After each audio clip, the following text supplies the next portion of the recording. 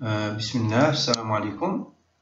Alors, une fois la vérification, le déplacement, la vérification des déplacements interétages effectués, on passe à la vérification de l'effort normal. Et en principe, la vérification, elle se fait tout de suite après la vérification de l'effort tranchant à la base. Parce qu'elle est importante, elle est.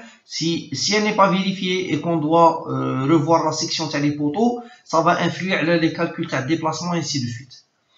Mais je pense qu'une fois que vous pouvez la laisser et faire, vous pouvez laisser la vérification des déplacements, faire premièrement la vérification de l'effort normal réduit et passer ensuite aux suites aux vérifications qui vont suivre. Ok? Donc pour vérifier l'effort normal réduit, il faut le faire pour chaque section de poteau. Par exemple, qui l'étudiant qui a une section de 60 par 60, 55, 50, 45 et 40. Donc là, qu'est-ce que vous allez faire? Par exemple, si je veux vérifier par exemple, les deux premiers niveaux, le sous-sol et le rez-de-chaussée, deux sections, la même section, la même section de poteau. Nous allons le niveau au sous-sol. Je vais désactiver la vue taille floor et bim.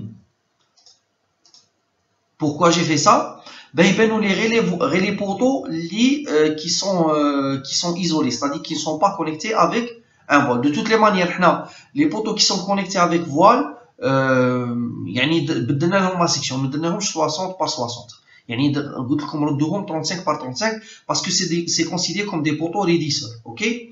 Donc, puisque si vous avez fait ça, donc la sélection devient plus simple. Vous pouvez directement faire select by frame section et là vous choisissez le poteau comme maintenant poteau 60 par 60. Ok?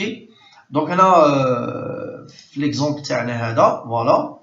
Ça va sélectionner les poteaux. Ok? Je fais display, show tables. Donc je désactive displacement, frame output.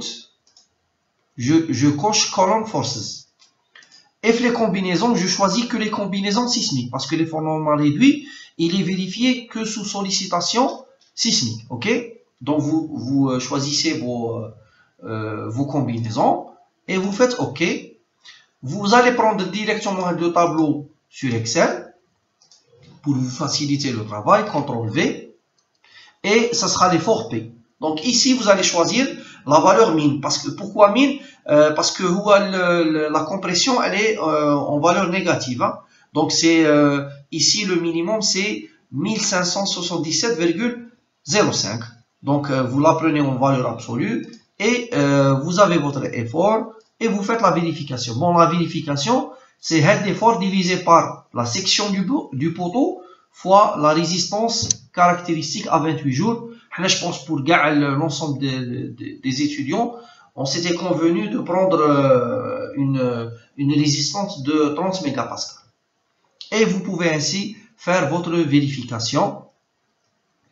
J'en profite en même temps pour parler de la justification vis-à-vis de l'effet P delta. Alors pour l'effet P delta, il faut vérifier le rapport, c'est-à-dire PK qui est le poids du niveau K et de ce qui se trouve en dessus, fois le déplacement relatif à le même niveau, divisé par l'effort tranchant ou l'effort tranchant d'étage du même niveau, fois la hauteur d'étage. Donc, c'est simple. Vous avez le tableau, la plupart des valeurs, vous les avez déjà.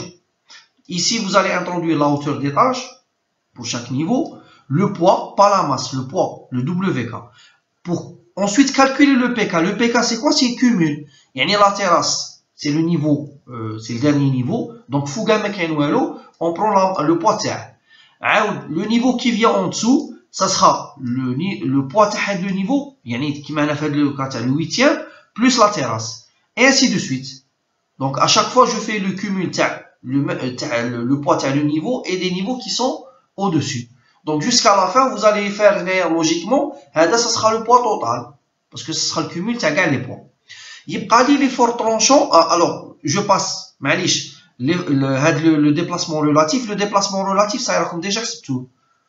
Bien sûr, la vérification technique. L'effet P delta, il se fait suivant le sens X et suivant le sens Y. Donc on a le delta K X. Ok, il y a le VK. L'effort tranchant d'état, je l'obtiens aussi à partir du logiciel.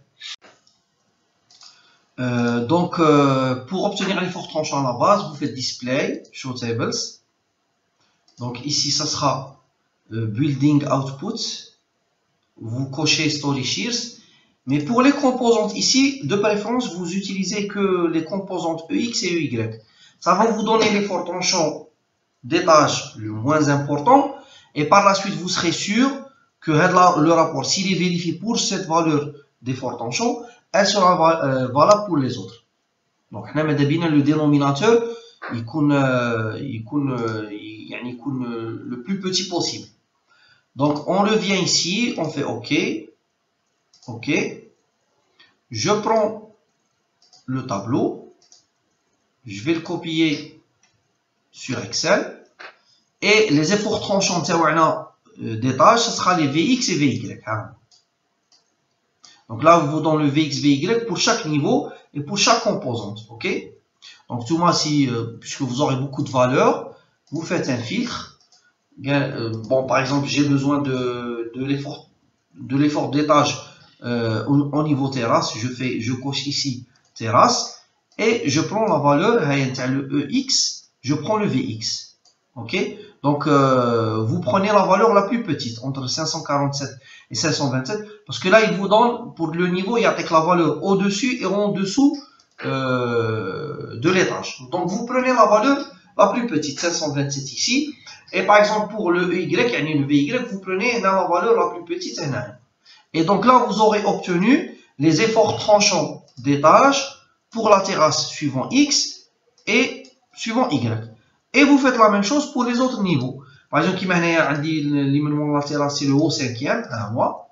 Technique, je prends un mois. Le Vx, je prends la valeur la plus petite. Le Vy, la valeur la plus petite. Où j'ai obtenu les deux valeurs. Bon, le tableau c'est le tableau d'une autre structure. Hein. Ça ne correspond pas à les valeurs. Mais c'est juste pour vous montrer les valeurs Minjibouron et où est-ce que vous allez les mettre. Le delta K, comme vous l'avez calculé, il ne vous reste que à calculer le rapport θK par la formule qui est donnée le RP.